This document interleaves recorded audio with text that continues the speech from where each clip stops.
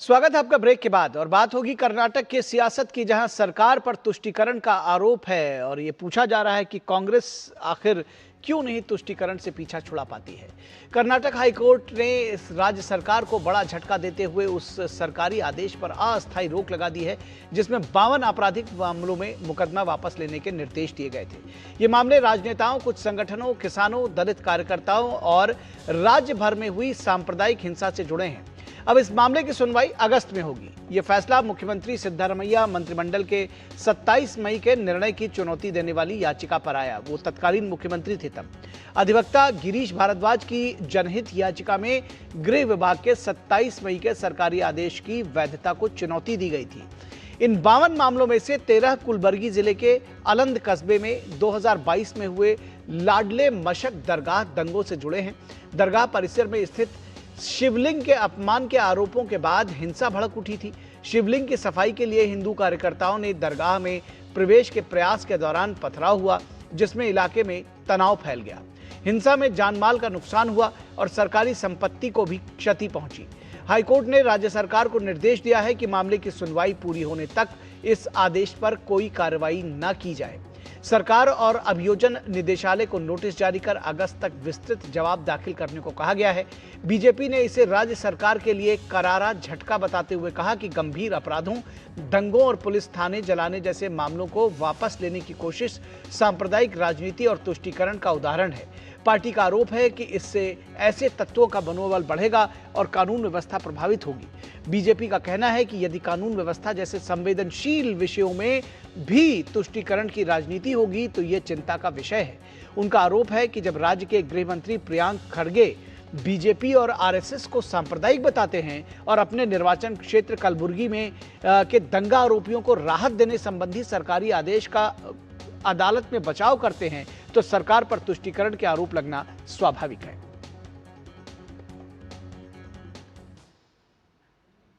और बीजेपी प्रवक्ता प्रकाश ने कहा कि कांग्रेस हमेशा सांप्रदायिकता की राजनीति करती है। They are indulging in communal politics. They were facing very serious offences, riot cases, burning of police stations, and such criminal persons who are involved in such criminal offences are being let off by the state government, which will motivate them to do further rioting and arson. And rightfully that it was challenged in the High Court, and the court has stated they should have learned the lesson from the previous incident itself.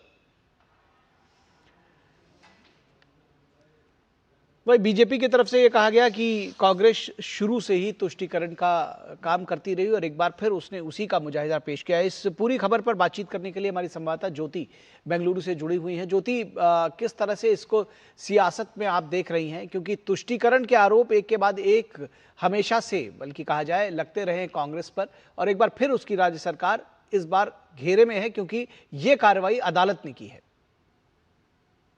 हाँ निखिल जी, बिल्कुल। जब से कांग्रेस सरकार सत्ता में आई है, हमने देखते देखते ही जा रहे हैं कि जो भी कम्युनल वायलेंस केसेस हो, स्पेशली वो मुस्लिम कम्युनिटी की अगर रिलेटेड हो, तो उस केस को वापस लेने में या उस केस में दिलचस्पी लगाने में, वहां पे एक सॉफ्ट कॉर्नर दिखाने में सरकार हमेशा एक कदम आगे रहता है।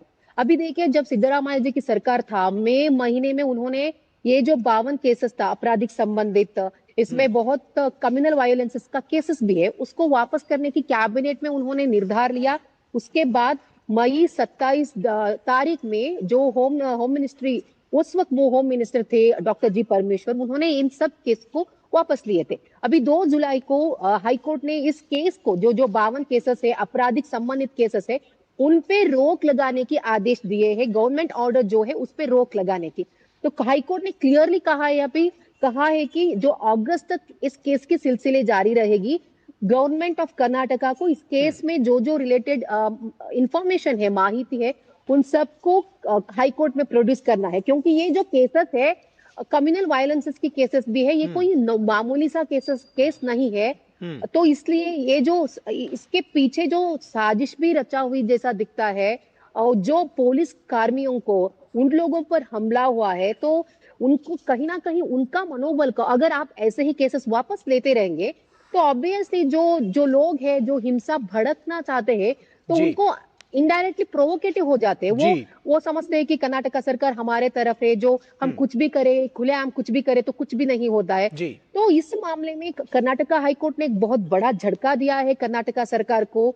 तो इसीलिए ये जो केस था, आपने कहा ये 2021 में हुआ था, जब जो कलबुर्गी का जो मस्जिद के पास ही शिवलिंग है, वहां पे अपवित्र करने का आरोप है मुस्लिम युवकों पर। उसके बाद मार्च 1 को इस शिवलिंग को शुद्धि करने के लिए हिंदू संगठन वहां पे तैयारियां कर रहे थे, लेकिन वहां पे ठीक है। कम्युनल वायोलेंसेस होने, हाँ जी जी जी जी बिल्कुल, कम्युनल वायलेंस हुआ। और एक बात, बहुत शुक्रिया इस तमाम बातचीत के लिए, हमारे साथ जुड़ने के लिए ज्योति। लेकिन एक बात जरूर